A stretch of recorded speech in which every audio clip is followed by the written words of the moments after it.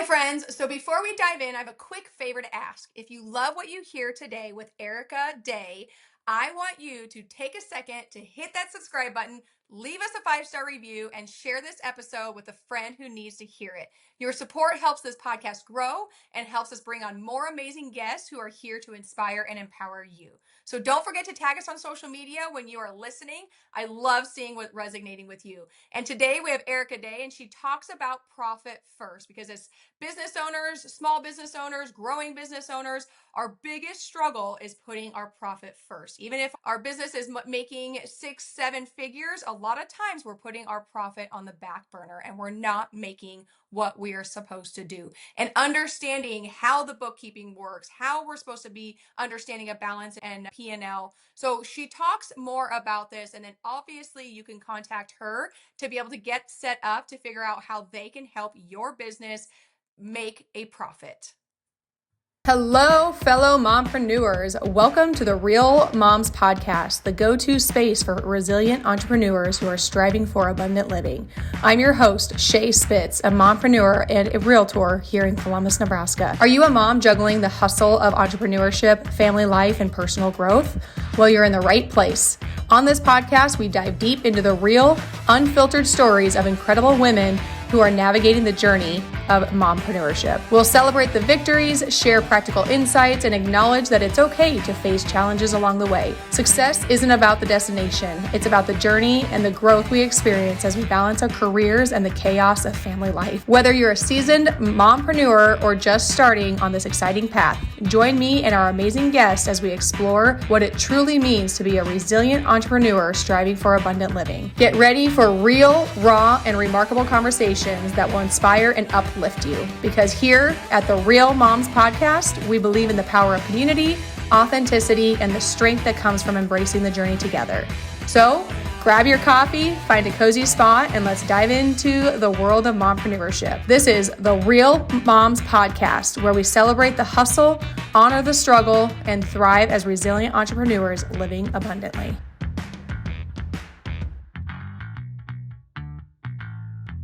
Welcome to another episode of Real Moms Podcast. I like to start every podcast off with a motivational quote, and today's quote is, "Don't sweat the small stuff." So today I have Erica Day. She is the founder and CEO of JEO Bookkeeping and Financial Services, where she transforms financial overwhelm into clarity and confidence. With over 20 years of experience in finance, Erica now empowers business owners with smart bookkeeping, profit-first strategies, and fractional CFO support. Through @Erica Day Finance, she shares real stories, mindset tools, and systems to help entrepreneurs pay themselves what they deserve without sacrificing their family or freedom. Erica is also the president and founder of the nonprofit Jordan's Relay. So, Erica, thank you so much for being here. I've actually read the book Profit First. So is that kind of what you're referencing? Yes, okay. I'm so excited that you read it. I did, and I started implementing it, and my CPA was like, "Shae, you're making things so much complicated." I was like, "I don't know, that's what they told me to do," so that's what I started doing.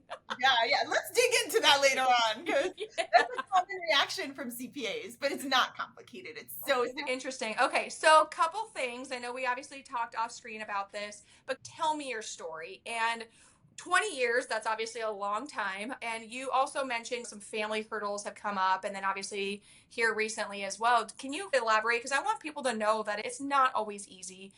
You're going to have struggles, and your struggles do make you who you are, but it's not the struggles that we always want to go through. Yeah, absolutely. When I've always worked. So I had my first job at 14. The minute I could get those working papers, I was on it. And I've always worked. I've always loved to work. And after I had a baby when I was 20, I got pregnant when I was 19 years old, had a baby when I was 20. So college took me a little bit longer than it takes most. So at the end of college, I was graduating with a 4-year-old.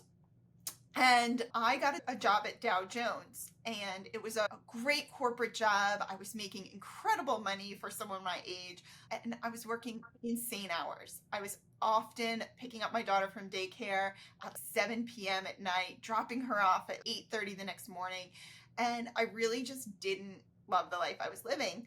And so when I got married when she was 6, I decided to stay home. I'd always wanted to be a stay-at-home mom. I thought it sounded so amazing. My mom stayed home.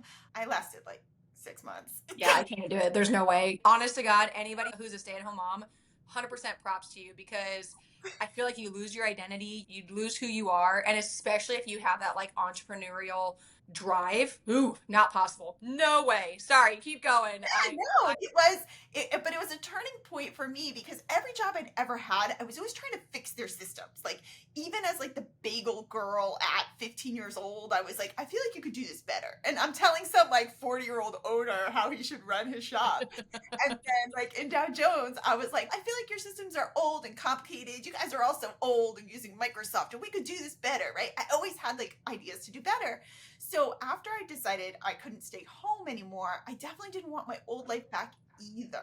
That wasn't what I wanted. I needed something different. So I ended up starting like a little photography business. It's very common. I got a nice camera. I learned how to use it. I like really dug in. I took classes at the local college. I went all in.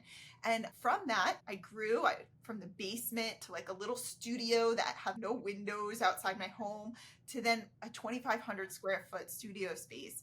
And I ended up with photographers working for me. So I think I traded my 9 to 5 for a 24/7 at some point. Yeah. So, So true. but we built that into $1 million business out of buying a camera, and it was insane. It was this wild ride, but I did that for about 10 years. And what I learned from that was that I could have this business that looked super successful on the outside, but I was paying myself $25,000 a year. Like, it was all about creating something from scratch for me, creating systems, having pride in my work. I was like this very well-known photographer in the area. People like sought out to come to our studio, and it felt so good. I was filling up that piece of me, but I didn't really need the money because my husband worked. I could have been a stay-at-home Right. mom. So I never focused on like actually making a profitable business. I was paying employees, they were making good wages, but I was working for like peanuts. Yeah. And so when COVID came, it shut us down because we worked with newborns. We did newborn photography almost exclusively. So when COVID came, it shut us down because nobody wanted anyone near their babies. So when we opened back up after being closed for about 6 months, I looked at the bills that had accumulated and the things that the rent, especially because our studio was huge. It was actually by that time we were in our third studio, and it was expensive and everything had to be paid. It wasn't like the personal where things were forgiven. They just handed you a bill and were like, pay this. So I made the really hard decision to walk away from everything that I built. And so at that same time, I was actually going through a terrible divorce. That played a part of it. I was lucky to get out of my marriage before COVID, because going through a divorce during lockdown would have been horrific. So I was going through a divorce. I wasn't making any money at this business. I just really didn't know what I wanted to do with my life. I was at this point in my life where it's okay, we're starting over for real. And so I found a job online for bookkeeping and work from home, flexible hours. It like rang all the bells, right? So I was like, let me do this. I think I can do this. I took their courses, I did the things, and I started working for a company, and I did what I always do. And I was like, oh no, I can do this better. I think you can do it this way. I learned I cannot work for other people. Yeah. After working for myself for so long, I make a terrible employee. I'm awful. So, That's most entrepreneurs. It really is. It really is. it is. And we trade working for a boss for working for 35 bosses, right? Because every one of our clients is our boss now, but I just would much rather do it on my terms. So I left, and a couple of my clients found me online and they were like, we need you. And so long story short, I built this not only bookkeeping, but fractional CFO and financial coaching business from the ground up, using my experiences that I had from running a business. Right. I learned from my bookkeeping, but then I also, of course, sought out other certifications and things. And so what I did different this time was that I did it right. I put my personal needs as the anchor in the business. Like, I learned the Profit First system when I was creating this business. I became certified. It's a whole big process. Like, you have to go through it. There are less than 1,000 certified accountants, professional profit first certifications in the country, US, everywhere. It was a really big deal. And one of the things that I learned was that there's nothing selfish about making sure that you can pay yourself a living wage. Right. Absolutely. Because if you can't pay yourself a living wage, how are you going to be sustainable to be able to help others be Yeah. able to budget their finances and make them money, in their businesses? Yeah, and so many of us are running service businesses where we're just here, like our main goal is to serve, right? Sometimes we always do that. Sales minus expenses equals profit. We take the crumbs at the end of the day. And so this time I didn't do that. And I set it up properly from the beginning. And that was one of the good structural things I put in place early that I'll talk about more in a minute. But to your point, so that was, I got set up in 2020. I started the business. By 2021, I was starting to expand. I was doubling my client base every year. People, word of mouth, all word of mouth, everything Mhm. really well. And then in 2022, I got hit with the worst thing that's ever happened in my life. So I lost my 20-year-old, that baby that I had back when I was 20 years old. I actually was a junior in college when I had her, and she was a junior in college in the same college. We both went to the Rutgers Business School when she took her own life and died by suicide.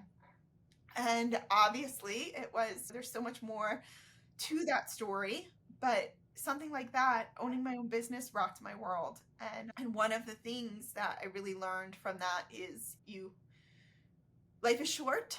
Your span of happiness in life will never be the same for me, for my two daughters that I had since Jordan. And also, sometimes we just need to focus on ourselves. And so for the next month, I focused on my other two daughters. We closed our doors to the world and we grieved. And I was only able to do that because of other systems that I'd put in place in my business. You're not only planning for obviously the worst, but you're just planning for like everyday life. There's just things that we don't think about and plan for. So at that time, I had started to implement a process called clockwork just 2 months before. And I was telling you about this previously, but my business coach at the time was helping me to learn how to train employees. I had two employees. We were still very small at the time. And she was like, you need to start handing them over things that you do. I want you to just record what you do all day while you're working, turn on your Zoom and narrate what you're doing and why you do it. Save the recording with a title and put it in a spreadsheet. And I did that. And I had about 2 months of my work, which I do the same thing weekly. So it was 90% of everything I do every day had been recorded by that time and cataloged. And so when Jordan passed away, I just walked away from work and I handed them that catalog of videos and they were able to keep my business running. And what helped me in a time of tragedy, but we kept that system in our company so that everybody always they record when they work too. Mhm. That if not every day, but like whenever they're doing something new, they add to the. Right. So if I ever needed to replace an employee, there's no real training. There's Right. a catalog of training videos for them to start with. And it's just made my life so much better because Mhm. I'm not spending time on things that can be done in a more efficient way. So that Right. that was almost 3 years ago. It'll be 3 years in December. And the experience, those two big experiences that I had in my life, but specifically Jordan passing, has really changed my outlook on work. I have this business, as most entrepreneurs do, because we don't want to only get 2 weeks vacation. We don't Right. want to miss things that our kids are doing because we're working. Mhm. And so I always stay very anchored and focused on I'm doing this for my family. I need to make money. I might miss things. Like in a couple weeks, I'm traveling. I was asked to speak at a couple of big conferences. And so I have to travel. And those dates came during my daughter's tennis season. I don't like to miss any of her matches. Sometimes I have to miss a couple for Yeah. something that's going to help us grow as a family. Right. I told the person who asked me to speak that I had to come in a day late because it was her first day of school. And Yeah. now she wasn't willing. There are some Right. now that are non-negotiables, and missing their Right. first day of school for a conference would have been a non-negotiable. Right. Missing a tennis match, I can miss a couple. I'll make all the rest. Yeah, you have to have those sacrifices and those boundaries, and it's not always easy as an entrepreneur, but you also have to give yourself grace that Mhm. and be okay with missing a few things because you're not missing them all. And you have to realize that like most people who have a W-2 job are missing majority of them. they're not going to be as flexible as people who are entrepreneurs. But like you said, when you're an entrepreneur, especially starting out, you're working 24/7 and you got 35 bosses. So it's not as easy and glorious as people think is, oh, I want to have my own hours and I want all this flexibility. Okay. It takes grit. You're going to have to make some sacrifices, especially at first. Do you feel that as an entrepreneur, and if you don't want to talk about this, but the divorce situation, do you think a lot of that did come from like you working so much in your business versus spending time with their family and everything? So what's really interesting is that you say that is because my ex-husband hated the photography studio. I think it was a tad bit of like narcissistic jealousy that I was so Yeah. well known around town. Like everywhere we went, people were flagging me down and I was always stopping to talk to people. And I could see where that would be annoying. But in hindsight, he had signed up for someone who was going to be home, helping with the home and the Yeah. kids. And then I was working so much, like Right. especially around the holidays, because holiday time was really big for us. We made our most money in first. Sometimes we would make 4 or 5 months worth of revenue just in November. And so right around the holiday time, I was super busy. And at that time, I had employees, but they all had their own jobs. I was still working a full-time job. Like Wow. there. So I do think it played into it. I do think that the divorce is one of the best things that happened to me. I think a lot of people can look back and say that I'm glad I'm not that person that I was anymore. I Right. like the person that I am now better. But I think I've learned a lot about boundaries with the business. And Yeah. your business is your baby. Right. It is. And it's so crazy because full transparency, my husband and I, we went through rocky time here just even a couple months ago. And I know it had a lot to do with because I'm so consumed with my business that I am the breadwinner. So like then there's more pressure put on me to do more. And then I have other family things going on in my family's dynamic that takes away from my business, so then I feel that I have to focus more on my business, so you start taking not only your spouse but even your kids for granted that they're always going to be there. It puts you in a different perspective when something does happen. You're like, okay, I need to restructure this. I need to rework my priorities because, like you said, that's your baby. Yeah, But it's so crazy how it's so easy to get consumed in your business yeah, and put your family as the next priority, not top priority, but like a step down from your business because we come up with all these excuses as to why we have to do this and I have to do that. yeah, But you need to make your kids' activities a priority too, or a date night with your spouse or boyfriend or significant other, whatever, a yeah, priority as well. And it just put a lot of things into perspective for me too. Set me back a little bit, I felt, in my business, but I also needed to be okay with that yeah, and rework how I'm prioritizing my yeah. life. Yeah, and one of the things, so I have two things to say to that. So I heard a really interesting analogy about being married to a business owner, and it was that you are essentially in a race car on a racetrack as the passenger with no gas or pedal. So if you think about it, an entrepreneur is like this risky job and it's this adrenaline rush. You're like, I have a new client, I've got a new thing going on. So like for the entrepreneur who's in control of their business, it's a risky ride, but you've got the gas, the brake, and the steering wheel. For your spouse, they're on that ride with you with no controls. Like for them, it just feels Yeah. like this wild ride that they have no control over. So I heard that analogy once and I sometimes I root back to that. I find it interesting. But what you said about priorities and everything. So I love my business. I love working in my business. It brings me joy. Sometimes it's not that I do it because I have to, but because I like to. I like Right. doing this stuff. And so one of the things I really learned was about making a list of things that I don't like to do. So, it, I don't, there are certain things that you can outsource that Mhm. if your business is set up properly and you're profitable, like your hourly rate to sit at your desk at a reasonable time during the day is more than maybe you pay someone to do some things that you would be doing on the weekends when it could be family time. Yes. A lot of us have like people who clean our house and everything, but I actually, there's two things I do. And for this always used to be like my dirty little secret. I hated to tell people about it because I felt so bougie. Who do I think I am? Like, I don't live in like a mansion and have people to help me. I don't have nannies, Yeah. all these things. But I learned that there are certain things that are just give you peace of mind. Like one of my favorite things is I actually hired someone to fold and put away my laundry. I did. Oh, that's the best thing. And they don't even do a great job, to be honest with you. They don't even put stuff in the right places, and it doesn't even bother me.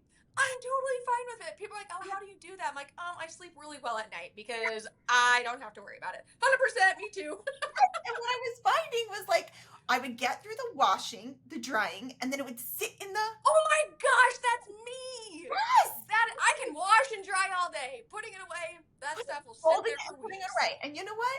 Like we used to, right? Like we used to assign that job to the kids, right?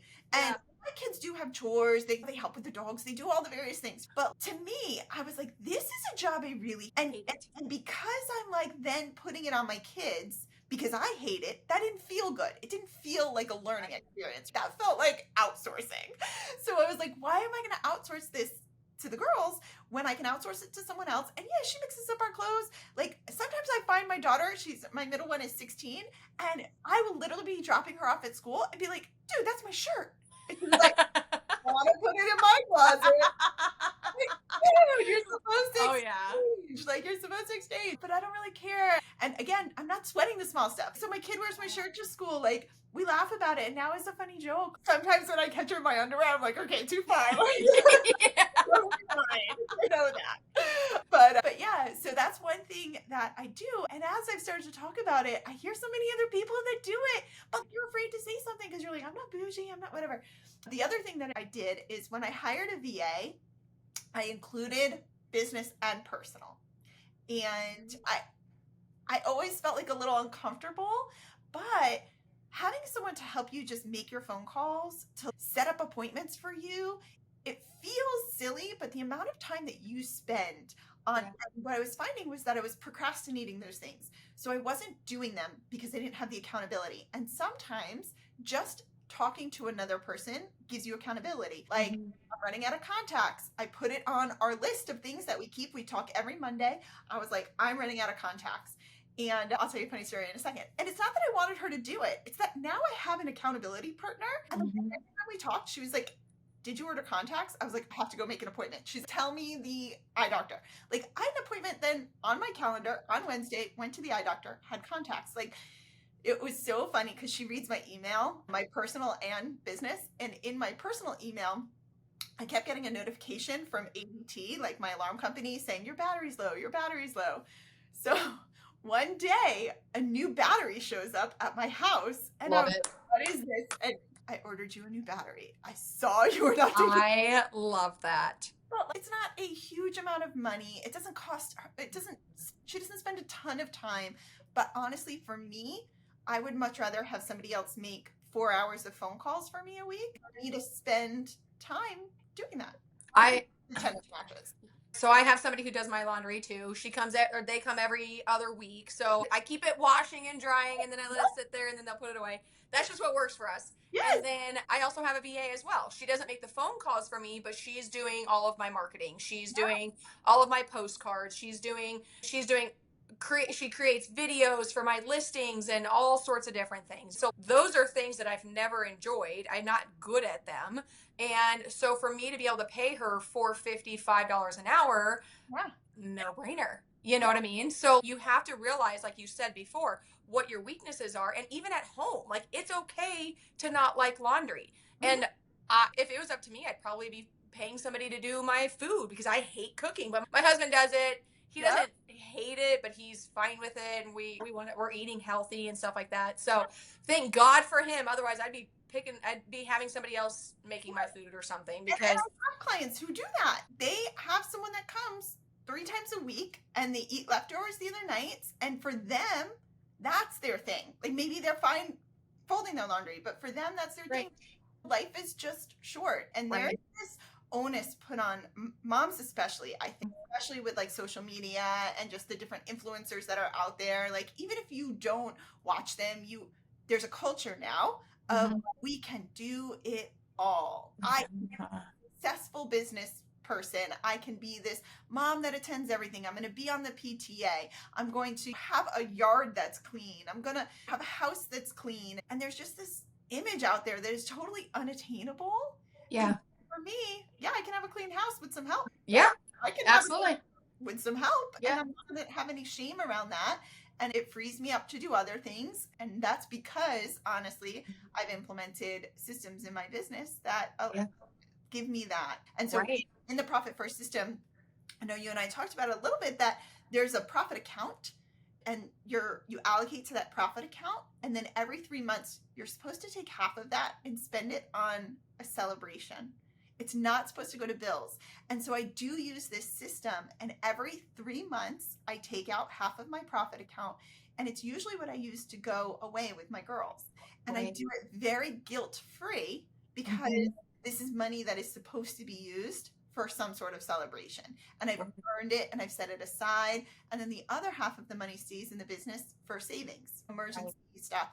And every once in a while, like I just had 2 weeks from absolute like hell, where everything in the house was breaking. Like the pool filter broke, the water filtration system broke, the washer and dryer broke, and all these bills were coming at me. And so I did use my profit money to pay those bills, because they were so like exceptional. But to be honest, I was like, I am celebrating that that's not stressing me out, Right. and it should, because it was sitting there. And so I just used it and I moved on. And now Right. next quarter, I'll do something fun, and that'll be a non-negotiable. So those systems just give you so much flexibility in your life. So let's dive into the profit first a little bit, because I think as business owners, especially as entrepreneurs, we're wearing 5,000 different hats, not only in your personal life, but in your business life. Yeah. And we don't know how to manage our finances. I bet you could talk to 100 different business owners and they don't have a strategic plan in place on how they manage their finances. Yeah. So tell me a little bit about your strategy and what somebody, whether they've been an entrepreneur for 20 years or just getting started, what is one thing that they can start doing that will help them put their profit first, to manage their money, setting money aside for taxes? Because if I remember right, with the profit first, you're putting a certain percentage of your income into each of these categories. So, one, tell us a little bit about that. And then, what can somebody start doing today to Yeah. focus on that? Absolutely. So I think Profit First is the most transformational thing that businesses have implemented. So I've had several clients come to me who have been losing money. So they're running huge six-figure businesses, 500,000 to $1 million business in sales, and they are actually losing money year over year. One of my favorite stories is a client that came to me, and she opened her business in 2017. She came to me in 2023, 2 years ago. She had not had a profitable year yet. We implemented Profit First in her system, and I'll tell you how we did it. But in the end of 2023, 2024, she made $60,000, which she was having $100,000 losses. So this is like a Wow. $200,000 gain. This Right. year, they are on track for a $400,000 profit Wow. in their business. Wow. And it was a simple mindset shift, because the very first thing that you have to do is shift your mindset. You have Mm-hmm. to say, I'm going to take my profit first. If you have Mm-hmm. a book, it's an Audible that you can Mm-hmm. there's different ones for different industries. So like we have like Profit First for gyms, Profit First for restaurants, there's Profit First for lawyers. There's all sorts of variations for different industries. So look and see if Yeah. there's one for your industry, to see if there are some specific allocation stuff. But in general, it is what it says. You open up an account that's called income, you put all your sales in there, and then you take a percentage out and you allocate it into different buckets. I want you to think Mm-hmm. of it like envelopes. Like back in the day when our parents were like first learning to budget and there wasn't all this technology, they would get their paycheck, they would cash it, they would put it in different envelopes. One would be like groceries, one would be eating out, one would be bills, one would be kids' activities. And so this envelope system was really popular when our parents were younger, and then when they went to the grocery store, they would take the grocery, uh, Yep. and that's what they had to spend. If there was a lot in there, then they could buy steak. If there was a little in there, then we were getting hot dogs. Like that's just the way that it went.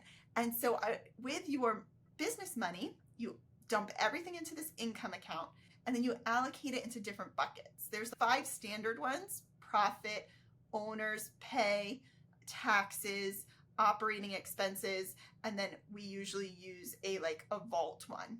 But you can do it even if you just have an income account, put your CRM, wherever your money comes from, right? Wherever, put it into income, you open just a profit account and start putting 1% in there. Put the other 99% in your regular checking. Then the next, month, you put 2% in. Put 98% in your checking. So if you just start with 1%, now I would encourage people to open up a tax one too, because as you start to become more profitable, this is going to make you profitable. Absolutely profitable. You just put that money aside. And I would encourage you to do a tax one and then an owner's benefit one. So start small. Changes that are small are easier to keep up with. If you open up the accounts, you take the allocations out of the book and you dump all your money in there, your business is going to get choked. Have that. So you start with small little bits, start with one account, then another until you can get to the full system, but it will make you permanently profitable. It has, and it's the Parkinson's law effect. So I always keep a tube of toothpaste. I just cleaned my office, so it's not here, but I must always have a tube of toothpaste, because if you think about toothpaste, right? This is your operating account, is toothpaste. When you have a brand new thing of toothpaste, you put a bunch on your toothbrush. I know where you're going with this. Okay, yes. Yeah, if it falls off into the sink, you're like, whatever, I'll just put more on. You put some more on there. As it gets down to the bottom, you start to put this little sliver on. If it falls in the sink, you are going after that. Like, you'll twist it. My daughter cuts the end off of it. I'm like, girlfriend, I will buy you more toothpaste. Yeah, my kids started doing that too. I'm like, oh. Yeah. But like, the point is that you get creative. So think about your checking account. If you open up your checking account and there's $1,000 in it, you're going to spend $1,000. Parkinson's. You will spend it. But if you open it up and there's $900 in there because you allocated some to taxes, to profit, and to owner's pay, you will make that $900 work. So you hide away from yourself this money that you need to keep, and it's transformative. It really is. So I encourage everyone to read the book, commit to the system. I know that you had mentioned before that, like, a lot, I hear all the time CPAs and bookkeepers saying, this is too much. It's too many accounts. This is too much. But if you go onto the site, Profit First Professionals, and they can send you to people who support the system, bookkeepers and everything, because people who know that it's not more effort, because it's just matching. It's just matching. Yeah, it's extra reconciliations, but those accounts, that the extra little accounts, they're easy. There's very few transactions. And one of the biggest things that we do for people is we open up a payroll account. Once you start to have team, it's the quickest expense to get out of hand. Yeah. And so we usually say 25 to 40% of your income should go to payroll. Usually 40%. Depends on your industry, where you are in there. But if you are putting that 40% into payroll and it's tight, fine. You're spending the right amount of money. As long as there's enough to pay people every week, you're good. Now, when there's excess, right, that means you can afford to hire another person. Right. So what this system does is it allows you to make business decisions in real time without opening up your QuickBooks. Because QuickBooks is old. That information in there is from last month. Right. It's already happened. Your bank accounts become your like instant P&L that tells you how much you can spend on different things in the moment, and you don't overspend. And so it's like you only are taking that envelope to the payroll store. Yep. Taking that envelope to the software store. If somebody is always like going crazy on software, you open an account for it. Yeah. You don't overspend. Right. So now when the money's coming in, because I'm sure most entrepreneurs, you don't have a consistent income like every week, every 2 weeks, or every month. So when would somebody take that money and move it into the other accounts? Is it as soon as that money hits your account, you're doing that distribution or separating the money? Or is it like once a week? What do you recommend? That's such a great question. So the system taught in the book is it's called a 10/20. So on the 10th and 20th of the month. And that is, so you go in, you do your allocations, and you pay your bills. If you need like little calculators and stuff like that, I could drop some in your podcast notes or whatever. Yeah. That will help with that. And they're also available through the book. Tons of resources. My clients do it weekly. So every Friday, they do Finance Fridays. They go in, they allocate the money, and then they pay their bills. The 10/20 is because it matches up with a 15th and 30th payroll. Okay. That way you allocate your money, you fund your payroll, all that stuff. The very first time that you start the account, you have to give yourself 2 weeks before they're funded. Yeah. That variance, but then the system's off and running. It's truly that simple. I use a bank called Relay Financial, Relay Financial, and they do the allocations nightly for me. It's Wow. all automated. It's a free online bank. Half my clients use it. It is phenomenal. So I wake up every morning and in my app are all my allocations and I know exactly how much I have to spend. Mm-hmm. Wow. Wow. That's just another way to leverage things that you don't have to take up your mental space, because it's not just doing the work, but it's the mental space. Because right now I'm literally, this sounds terrible, but this is where an entrepreneur mind comes in. I'm like, holy moly, I didn't send this form off to the city on the Airbnb that we have, and I need to pay the lodging tax for last month and this month. That's literally what I was just thinking right now.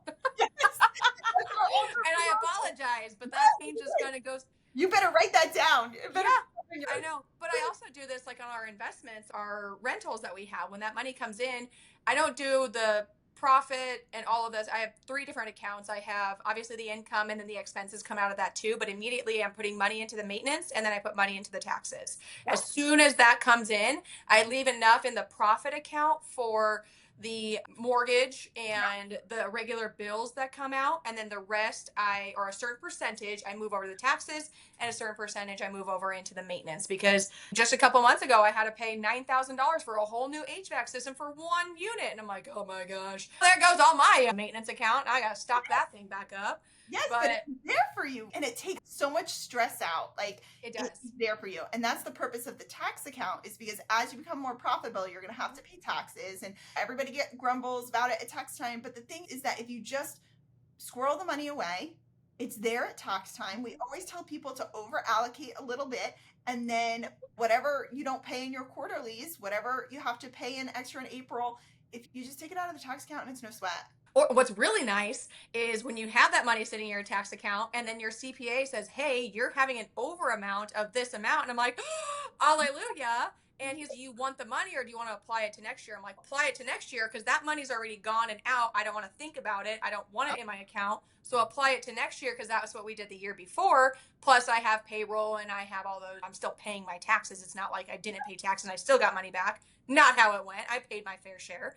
But I had an extra amount sitting in my account thinking I was going to have to. Now I'm like, whoo, I'm not going to spend Right. it. But No, you should spend it. Like save a little bit. Yes. And I know I should. I when you feel, use the system, oh, when you use the system, you have that like buffer. So like no. we always say in your business, it's good to have 2 to 3 months of like hard expenses saved. And then once that you have that nut in your business of savings, like you Yeah. don't have to go crazy, because there's two kinds of entrepreneurs. There's the ones that are afraid to pay themselves and to spend money. And then there's the ones that overpay themselves and spend money. It's really the only Right. two kinds. I swear, Right. there's no one in the middle. I know. Profit First merges those. It gives you the confidence to know that you have enough. You have an account with 2 to 3 months of savings. You have a tax account to save that, and everything else is yours to live with. I know. See, I have so much anxiety. I feel like the more that I'm making, and I've realized this over the last year, 2 years, the stingier I get. Like the more fearful I get of spending money. And I'm like, how are people doing that? I'm like, and then I look at my account, I'm like, oh, okay, I should probably do. It's just constant anxiety is the craziest thing. And it's a good thing. It's a good problem to have. I don't disagree. But like, it's my husband and I's 10-year anniversary coming up. And he's like, we should go on a big trip. I'm like, that's a lot of money, because we're also going on this trip next year and this trip. And he's Shae, like, it's our 10-year. And I'm like, oh, that hurts me. That Yes. hurts me. So like actually Mike Michalowicz, the writer of Profit First, is coming out with a new book in January that's called The Money Habit. And it's the same system for personal finances. And while I haven't seen the whole book yet, I suspect he's going to start encouraging people to open up vacation accounts. And Right. do the same system personally, where you open up a vacation account, you put 3%, 5%, whatever percent that you can squeeze in there. By the time it comes, it's all just sitting there for you. And it's named that, and you can watch it grow. Yeah. And get on it. And so keep your eye out for The Money Habit. I think it's coming. I think that's great. I think this is a great conversation to have, because a lot of people don't want to talk about money. They don't want to talk about taxes. They don't want to talk about bookkeeping, but it is crucial. It is a make or break in your business. And I help run a Real Moms community in our area. And I would say the two things that are the most important thing for all business owners is the right CPA and a good attorney. Yeah, I'm like, those are the two things, absolutely. especially the CPA. So many people as business owners, we don't have that extra money to spend on a CPA, but a Yeah. CPA can make or break your business though, too. I have gone through 4 different CPAs since I started my real estate career in 2017, Yeah. 16, but I got my license in 18. And I have found one that is by far way more expensive than anybody else. But I will tell you, I bet I have saved more money than I've ever paid him because of what he knows and things that he tells me to do. And he brings me back to reality like, Shae, was that a good idea? And I've learned to have those conversations with him before I just impulsively make a decision on something. So that does help because I can talk to my husband about it. If my husband tells me no, I'm probably going to do it. Whereas Yeah. if I talk to my attorney or my CPA, they're going to throw things around. They're not going to tell me I can't, but they're Yeah. going to give me all the varieties versus somebody telling me I can't do something. Absolutely. I totally agree. And I always account finding a CPA to like online dating.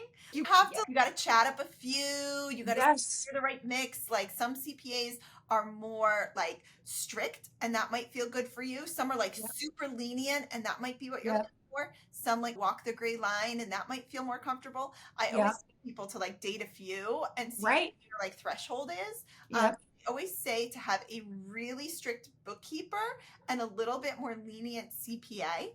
That way Yep. you always have really clean books. And then your CPA, if they're like the gray to a little more lenient, you always just ask them, okay, if I do this like Augusta rule loophole, what are my exposures? What am I opening myself up to? And then you as the business owner get to decide if you want to do that or not. Now, Right. a lot of Right. CPAs that are super strict will never even tell you about that because they're so worried about exposing themselves. Mhm. Don't take advantage of real legal loopholes. And as a business owner, I think the whole goal is to be educated, to Right. understand what you're doing, and then make an informed decision. Right. So many people think, oh, I have a CPA, they'll take care of it. They know what they're doing. And that couldn't be further from the truth. It's like going to a heart doctor for your foot problem. Yeah, No, yeah, not doesn't mean that doctor is a bad doctor, doesn't mean the CPA is a bad CPA. It's not what they're used to. yeah, And that's where I came across is I was like finding CPAs that other people referred me to, but they were W2 or yeah, CPAs. Like they're used to people who do W2 or somebody who has dabbled in investments where I found somebody who does investments, yeah. takes risks, thinks outside the box. And that's what I need. Is he good for everybody?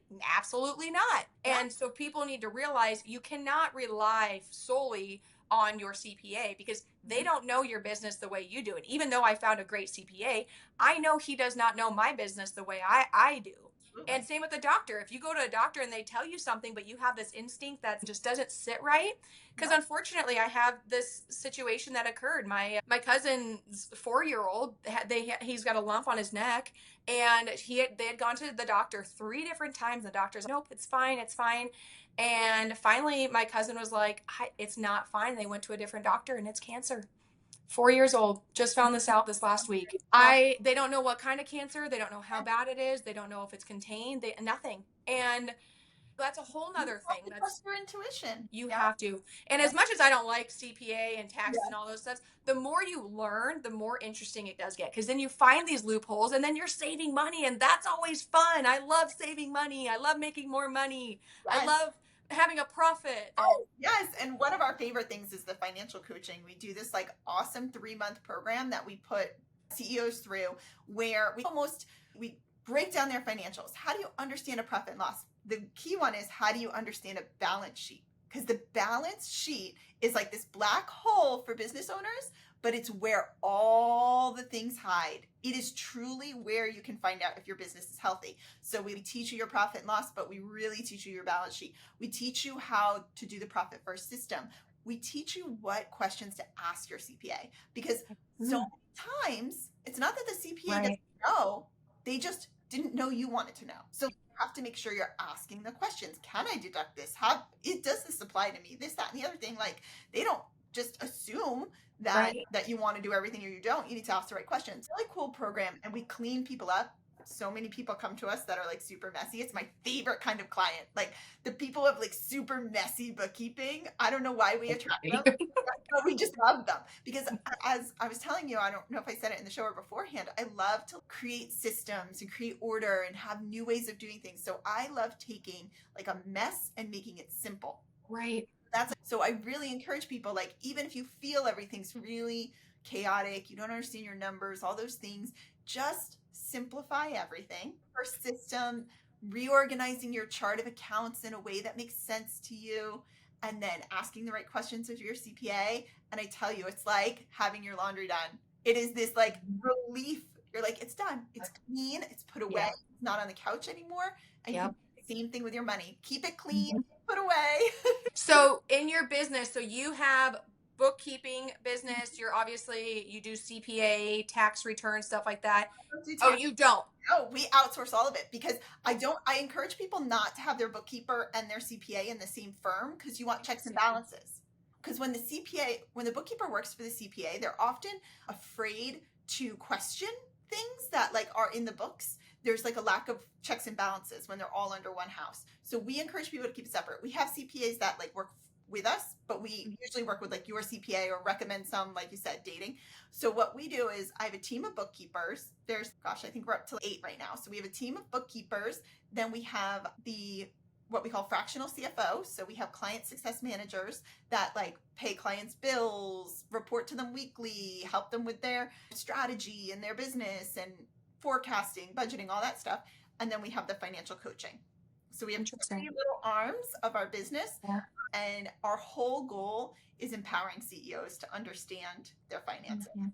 So Yeah. much can change in your world of business if somebody just teaches us. Right.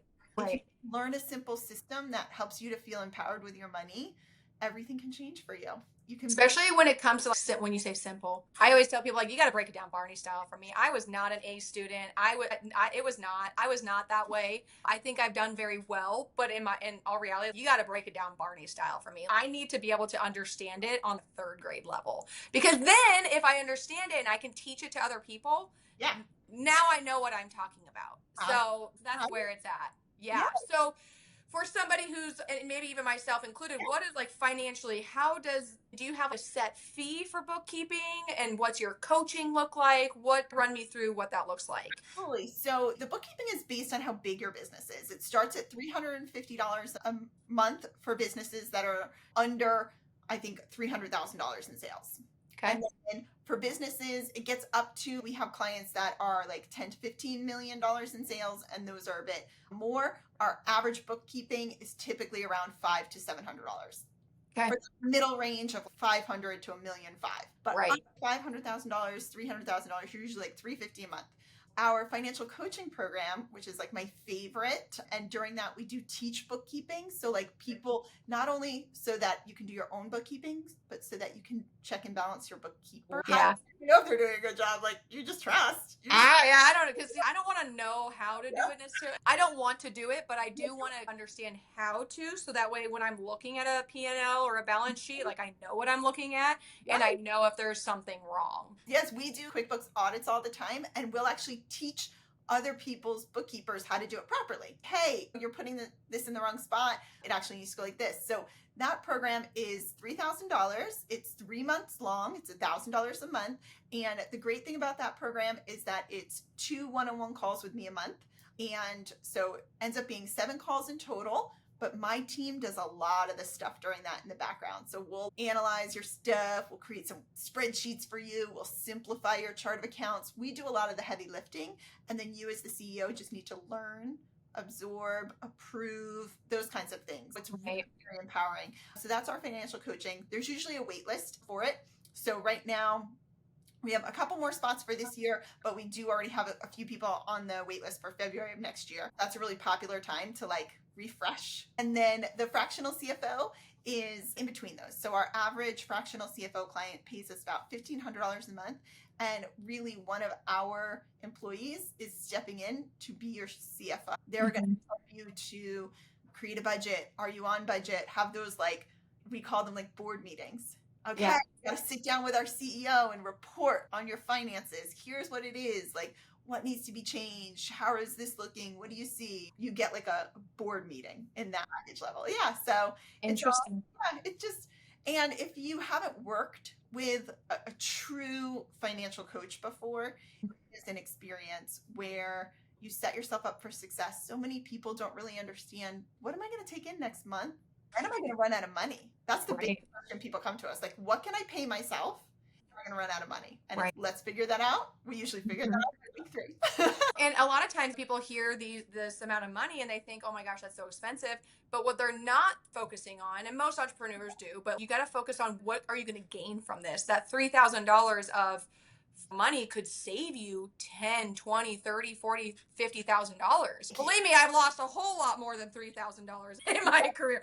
A whole lot more. A Yes. lot more. Yeah, and So, we've all taken a coaching program that we've had buyer's remorse on. It happens all the time, right? So what we do is we take that first $1,000 and we do a month of coaching. And if after the first 30 days it is not for you, you don't feel like you're getting value, we have 100% money back guarantee. Because I really do think that in 30 days you're going to learn enough that there's no way that you're not doing those right. months. Nobody's ever taken us up on it, but we've always done it. It's if you don't get enough in that first Yep. 30 days, because I've had buyer's remorse on coaching programs all Right. the time, and Right. it hit me. And I took this like $800 course, and I was like, it was just videos too. Yeah. Man, I could have Googled that. That was